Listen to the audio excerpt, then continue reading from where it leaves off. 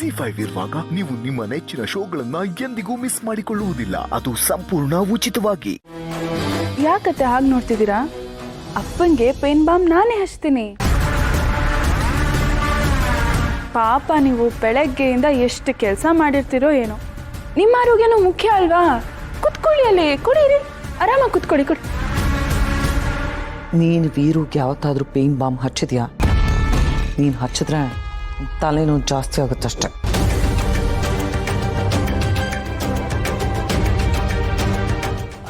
ಅಪ್ಪ, ನಾನೇ ನಿಮಗೆ ಪೇನ್ ಬಾಂಬ್ ಹಚ್ಚಲಾ? ನಾನು ಹಚ್ಚಿದ್ರೆ ನಿಮ್ಗೇನೂ ತೊಂದರೆ ಇಲ್ಲ ಅಲ್ವಾ? ಅಕ್ಕ ಅವಳೇ ಹಚ್ಚಲಿ ಕೊಡು.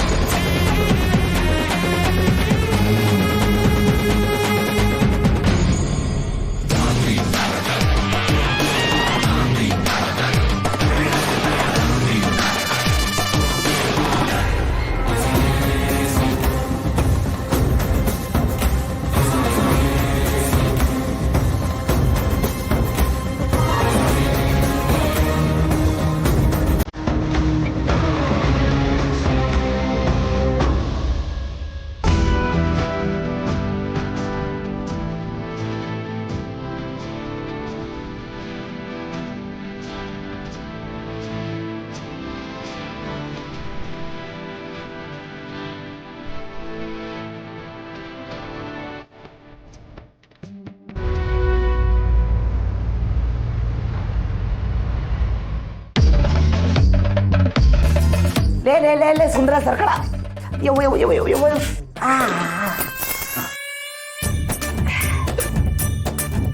ಕರಿಯೋ ಅನಂತ ಶಯನ ಅವರೇ, ಪದ್ಮನಾಭ, ವಿಶಾಲು, ಕಾರ್ತಿಕೇಯ, ವರಮಹಾಲಕ್ಷ್ಮಿ ಎಲ್ಲ ಬನ್ನಿಪ್ಪ ಊಟಕ್ಕೆ.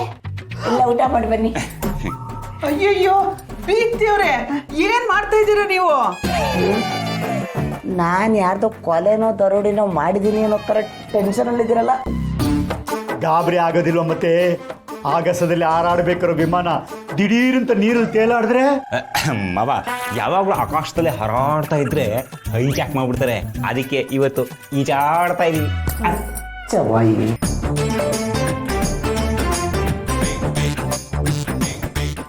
ಅಂಥದ್ದೇನು ಇಲ್ಲ. ಅನಂತ ಶಯನ ಅವರೇ, ಇಷ್ಟು ದಿನ ಈ ಮನೆಯಲ್ಲಿ ನಾವು 3 ಹೊತ್ತು ಕುತ್ಕೊಂಡು ಊಟ ಮಾಡ್ತಿದ್ವಿ, ಜೀರ್ಣ ಆಗ್ತಾ ಇಲ್ಲ. ಈಗ ಏನಾದರೂ ಕೆಲಸ ಮಾಡಿದರೆ ತಿಂದ ನನ್ನ ಜೀರ್ಣ ಆಗುತ್ತೆ, ನಿಮ್ಮ ಸೇವೆ ಮಾಡೋ ಒಂದು ಅವಕಾಶ ಸಿಗುತ್ತೆ ಅಂತ.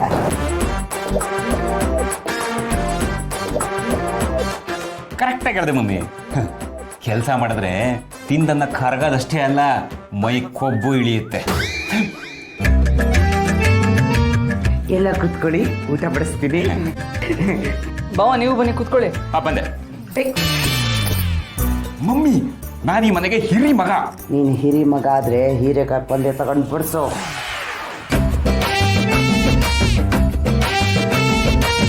ವಿಶಾಲು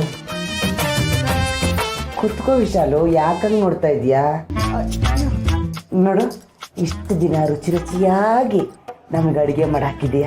ಈಗ ನೀವೆಲ್ಲರೂ ಸೇವೆ ಮಾಡೋಕೆ ಆ ದೇವರೇ ನಮಗೆ ಅವಕಾಶ ಕೊಟ್ಟಿದ್ದಾನೆ. ಕುತ್ಕೋ ಮಮ್ಮಿ. ದೇವರಲ್ಲ, ದೇವತೆ ದೇವತೆ. ಅನ್ಕೊಂಡೆ ಇದೆಲ್ಲ ಆಗ್ತಾ ಇರೋದು ಆ ದೇವತೆಯಿಂದ ಅಂತ.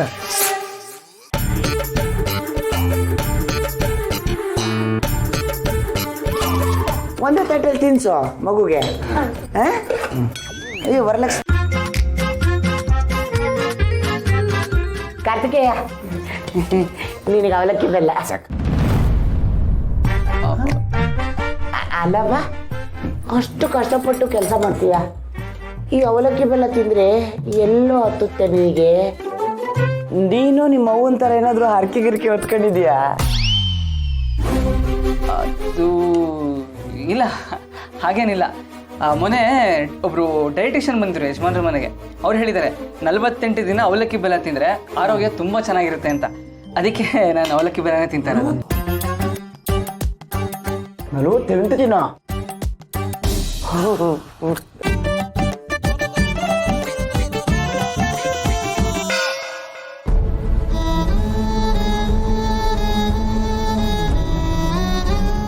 ವರಲಕ್ಷ್ಮಿ, ನಿನಗೆ ಹಪ್ಪಳ ಕರ್ಕೊಡ್ಲೇನಮ್ಮ?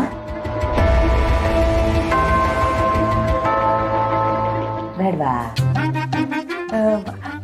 ಅನಂತ ಶೇಖ್, ಪದ್ಮನಾಭ ಅವರೇ, ನಿಮಗೆ ನೆಂಚ್ಕೊಳಕ್ಕೆ ಬಜ್ಜಿ ಬೋಂಡ ಏನಾದ್ರು? ಏನು ಬೇಡ, ಈಗ ತಿಂತಾ ಇರೋದನ್ನೇ ಜೀರ್ಣ ಮಾಡೋದಕ್ಕಾಗ್ತಿಲ್ಲ. ಜೀರ್ಣ ಆಗಲ್ಲ ಅಂತ ಕಣೋ. ಜೀರಿಗೆ ಕಷಾಯ ಮಾಡ್ಕೊಡ್ಲಾ? ಆಯ್ತಾಯ್ತು, ಮಾಡಿ ಮಾಡಿ ಮಾಡಿ ಮಾಡಿ. ಸರಿ ಬಾರೋ, ಜೀರಿಗೆ ಹುಡ್ಕನ ಇಬ್ರು ಸೇರ್ಕೊಂಡು ನಡಿಯೋ, ಜೀರ್ಣ ಆಗಿಲ್ಲಂತೆ.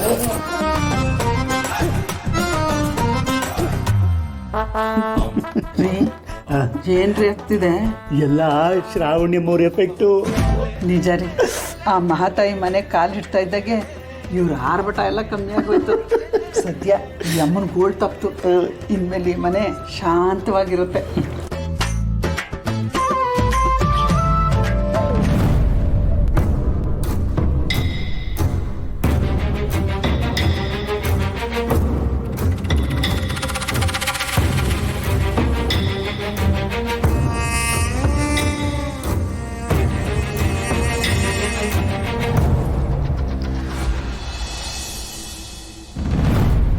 ಏನಾಯ್ತಮ್ಮ, ಏನು ವಿಷಯ?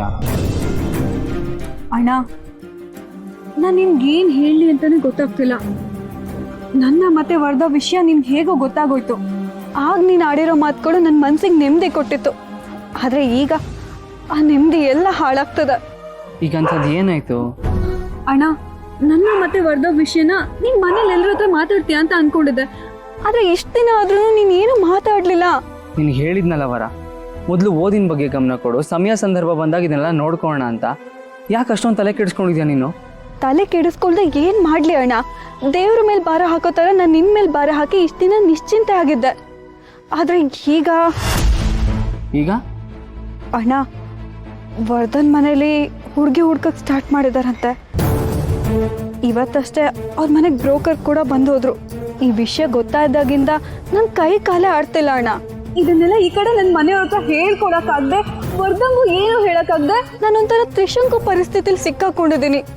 ನನಗೆ ದಿಕ್ಕೆ ತೋಚ್ತಾ ಇಲ್ಲ. ಅದಕ್ಕೆ ಊಟ ತಿಂಡಿ ಬಿಟ್ಟು ಕೂತ್ರೆ ಸಮಸ್ಯೆ ಪರಿಹಾರ ಆಗುತ್ತಾ? ನಮ್ಮ ಮನೆ ನಂದಾದೀಪವರ, ನಿನ್ನ ಚಿಕ್ಕ ಚಿಕ್ಕ ಆಸೆಗಳನ್ನ ಈಡೇರಿಸೋ ನಾನು ಜೀವನದ ಬಗ್ಗೆ ಇಷ್ಟೆಲ್ಲ ದೊಡ್ಡ ಆಸೆಗಳನ್ನ ಇಟ್ಕೊಂಡಿದ್ದೆ, ಅದನ್ನ ಮರಿತೀನಾ? ಮದುವೆ ಅಂದರೆ ಆತ್ರದಲ್ಲಿ ಮಾಡೋ ಜಾತ್ರೆನೂ ಅಲ್ಲ, ಅವಸರದಲ್ಲಿ ತಗೊಳ್ಳೋ ತೀರ್ಮಾನನೂ ಅಲ್ಲ. ನಿನ್ನ ಜೀವನನ ಜೋಪಾನವಾಗಿ ಕಟ್ಕೊಡೋ ಜವಾಬ್ದಾರಿ ಹೊತ್ತಿದ್ದೀನಿ, ಅದನ್ನ ನಿಭಾಯಿಸ್ತೀನಿ. ಈ ಹಣ್ಣಿನ ಮೇಲೆ ನಂಬಿಕೆ ಇಡು. ಥ್ಯಾಂಕ್ ಯು ಅಣ್ಣ. ನನ್ನ ತಲೆ ಮೇಲೆ ಬೆಟ್ಟದಷ್ಟು ಭಾರನ ಮಂಜಿನ ಥರ ಕರಗಿಸ್ದೆ. ನನಗೀಗ ಸಮಾಧಾನ ಆಯಿತು. ತಲೆ ಕೆಡಿಸ್ಕೋಬೇಡ, ನೆಮ್ಮದಿಯಾಗಿ ಹೋಗಿ ಮಲ್ಕೊ.